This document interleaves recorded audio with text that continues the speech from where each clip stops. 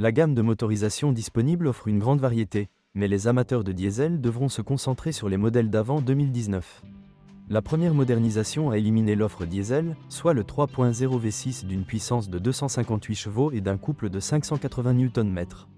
Les avis sont partagés quant à la compatibilité d'un tel moteur avec le caractère dynamique du Macan, mais ceux qui, sans préjugés, peuvent choisir une voiture qui leur offre d'excellentes performances et une consommation de carburant décente. L'accélération de 0 à 100 km/h n'est que de 6,3 secondes, atteindre une vitesse maximale de 230 km/h ne sera pas un problème et le constructeur indique une consommation moyenne de 6,3 litres 100 km.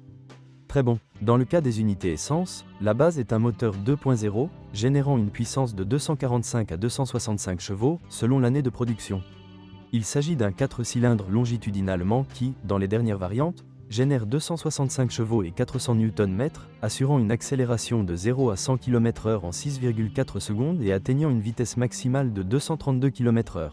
Le prochain niveau de performance est représenté par des moteurs V6 d'une capacité de 2,9, 3,0 ou 3,6 litres et d'une puissance de 340 à 440 chevaux. Avant la première modernisation, la version phare était le moteur 2.9 V6 d'une puissance de 440 chevaux dans la version turbo, et après le deuxième lifting, cette position a été reprise par le modèle GTS, également avec le même moteur. Il est important de se rappeler des changements de nomenclature. Bien entendu, les unités supérieures offrent des performances impressionnantes. La puissance de 440 chevaux et le couple de 550 Nm peuvent accélérer la voiture de 0 à 100 km/h en seulement 4,5 secondes.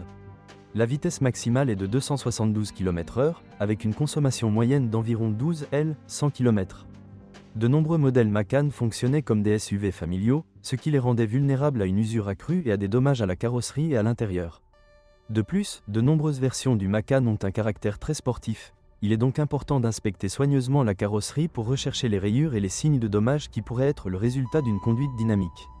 Une attention particulière doit être portée à l'état des jantes en aluminium, qui peuvent avoir souffert du contact avec les bordures.